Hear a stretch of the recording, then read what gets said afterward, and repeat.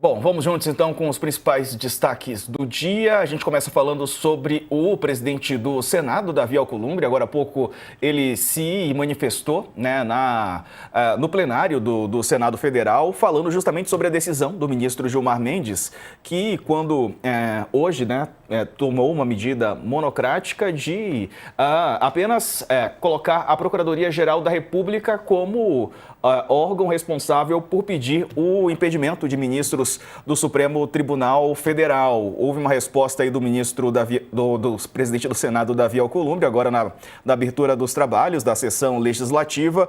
O senador defendeu as prerrogativas do Senado Federal, disse que apenas o Senado, que pode rever os pedidos de impeachment dos ministros do Supremo. Estou abrindo aqui a reportagem, até por isso estava falando e fazendo duas coisas ao mesmo tempo, não consigo, pessoal. Agora sim, o presidente do Senado, Davi Alcolumbre, do União Brasil, criticou a decisão do ministro Gilmar Mendes do Supremo, que restringiu à Procuradoria-Geral da República o pedido de impeachment de ministros do STF. Ele ameaçou avançar com leis que estão em discussão no Congresso. O Alcolumbre disse que somente o Legislativo pode mudar leis. Ressaltou que a legislação determina que qualquer pessoa pode pedir o impeachment de ministro do Supremo. Ele disse que somente uma alteração legislativa seria capaz de rever conceitos puramente legais. O Alcolumbre disse que pode mudar a Constituição para defender as atribuições do Legislativo. Ele lembrou que o direito do Congresso em decidir a legislação está amparada por eleições e pelo eleitor. Acrescentou ainda que pode aprovar uma emenda à Constituição para manter esse direito. Se preciso, ele disse que com sua positivação na Constituição Federal, através de emendamento, palavras aí do Davi Alcolumbre. A decisão do ministro Gilmar Mendes despertou projetos. Senadores e deputados da oposição colheram assinaturas para apresentar uma proposta de emenda à Constituição, determinando que impeachment de ministro do Supremo é atribuição do Senado. Ele pediu serenidade, mas mostrou que o Congresso tem armas. O presidente do Senado declarou que a legislação atual não é equilibrada. O chefe do Congresso falou em preocupação e defendeu as prerrogativas do Legislativo. Vamos ver. De presidente do Senado Federal e do Congresso Nacional, eu preciso fazer uma manifestação pública para o Senado da República, para o Brasil e para a defesa do poder legislativo brasileiro. Mas com muita serenidade, com muito equilíbrio institucional, com muita altivez, conclamando ao Senado da República, a Casa da Federação, para que todos nós possamos cumprir o nosso papel constitucional na condição de poder legislativo e, mais do que falarmos, legislarmos do ponto de vista institucional, que é o que nos cabe. Uma fala muito tranquila, à altura da presidência do Senado, para as manifestações que recebi durante toda a manhã de hoje, de senadores e senadoras que, de fato, indignados e perplexos com mais uma decisão de um magistrado do Supremo Tribunal Federal tentando usurpar as prerrogativas do Poder Legislativo. Manifesto às senadoras e os senadores que esta presidência recebe com muita preocupação o conteúdo da decisão monocrática da lavra do ministro Gilmar Mendes. Monocrática que ainda existe, né? Nos autos da ADPF 1259. Se é verdade que esta casa e a sua presidência nutrem profundo respeito institucional ao Supremo Tribunal Federal, também é que, nesta relação, haja reciprocidade efetiva e que seja igualmente genuíno, inequívoco e permanente o respeito do Judiciário ao Poder Legislativo brasileiro. Bom, vimos aí um trecho da fala do presidente do Senado. Aqui comigo está a Daniela Lima. Dani, bem-vinda, boa tarde para você. Mas essa agora, né, com a decisão monocrática do ministro Gilmar Mendes e a insatisfação dos senadores, com projetos pintando também lá no Congresso, né, com deputados apresentando, inclusive o Novo hoje apresentou já uma PEC lá em Brasília. Uma boa tarde para você. Boa tarde, Sarza. Boa tarde para quem está acompanhando a gente aqui no All News. Hoje um dia de muita notícia. Olha, esse processo ele foi proposto pelo Solidariedade. E aí é importante a gente entender que antes do Paulinho da Força, que é o deputado do Solidariedade de São Paulo, dirigente do partido, ser escolhido relator da chamada PEC da dosimetria, o partido dele propôs uma série de ações que, em tese, ajudam a blindar o Supremo Tribunal Federal. Essa era uma delas. A decisão do ministro Gilmar Mendes já era sabido, seria rumorosa, causaria reações no Senado Federal e provavelmente vai haver aí um meio termo durante o julgamento. Por quê? Porque deixar só nas mãos do Procurador-Geral da República o papel de propor impeachment de integrante do Supremo vai dar ao Supremo uma possibilidade que o Poder Executivo, por exemplo, não desfruta, né? Um partido político, uma pessoa é aberto ao direito de pedir o impeachment, por exemplo, do presidente da República. Então, muito provavelmente, chegar a um meio do caminho, porque a forma como votou, como entendeu o ministro Gilmar Mendes, ela cria ao Supremo uma regra, um precedente ou uma prerrogativa, um requisito que nenhum dos outros poderes tem. Agora, é importante entender também em que contexto isso está se dando. Isso está se dando num contexto em que a oposição, sistematicamente e com muita força, quando ainda era governo na gestão de Jair Messias Bolsonaro, passou a utilizar o instrumento, né, o pedido de impeachment, sem muito critério, lotando as gavetas do presidente do Senado e usando esses pedidos de impeachment contra ministros do Supremo, seja na gestão de Rodrigo Pacheco, quando presidente do Senado, seja na gestão de Davi Alcolumbre, para, conturbar as sessões e, dois, né, pressionar, fazer movimento mais midiático do que, propriamente dito, um movimento efetivo politicamente. Mas para falar para as turbas, né, para as próprias fileiras de eleitores, em especial esses que atuam de maneira mais radicalizada, do que esperando, de fato, algum tipo de solução vinda ou um acatamento de pedido de impeachment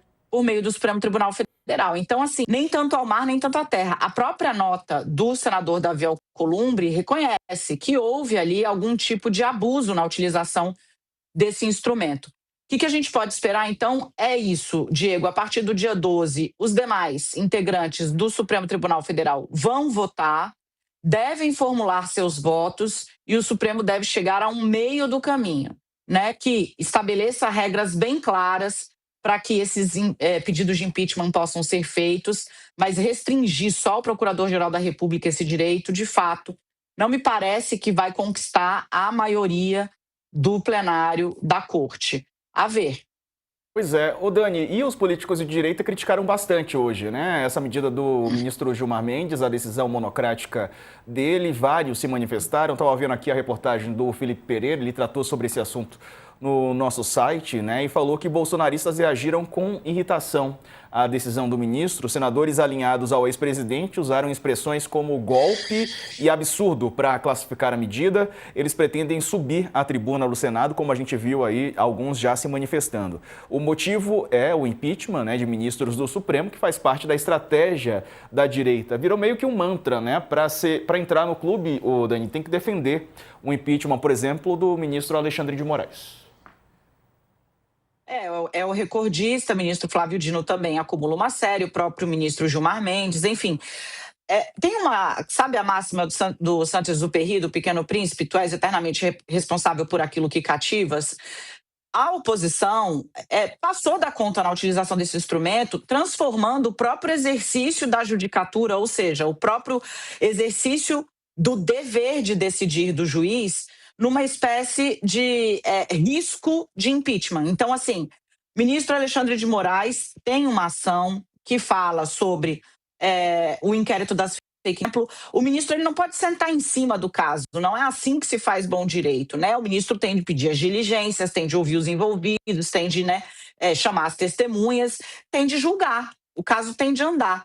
Mas aí, a partir de qualquer momento, então, o fulano de tal foi chamado para prestar depoimento na Polícia Federal. Absurdo, coação, não sei o quê. Ministro inquire o Mauro Cid. Absurdo, coação.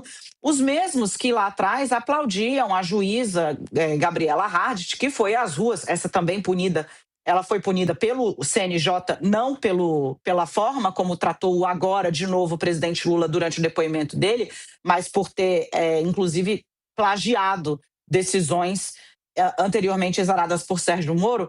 Mas quando Lula se senta à frente dela, ela disse: se você começar nesse tom comigo, a gente vai ter problema.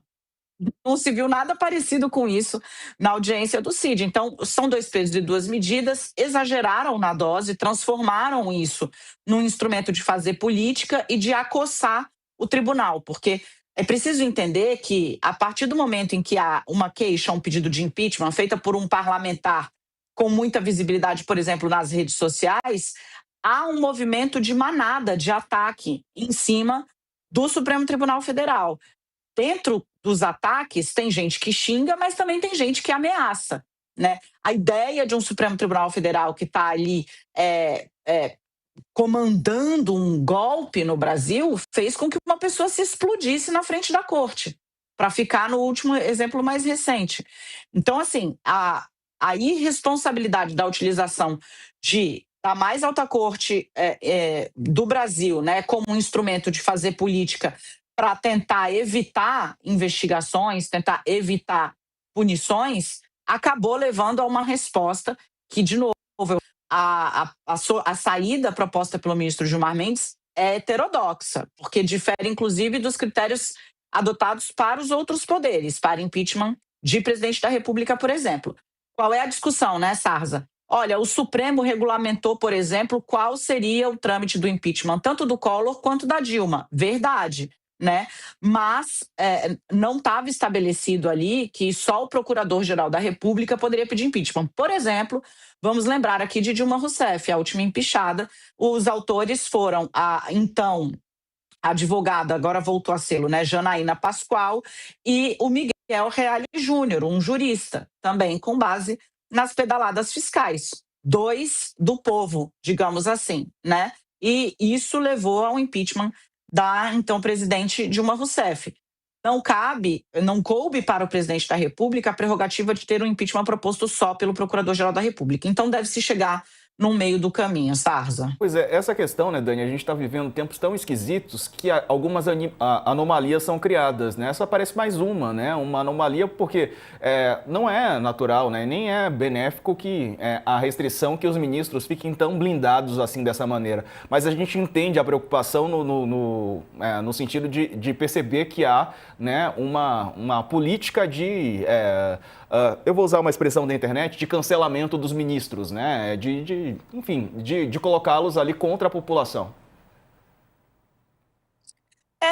E surtiu efeito, né? A verdade é essa, né? Todas as semanas você tem um pacote de ameaças que chegam ao Supremo Tribunal Federal. Agora, de novo, né?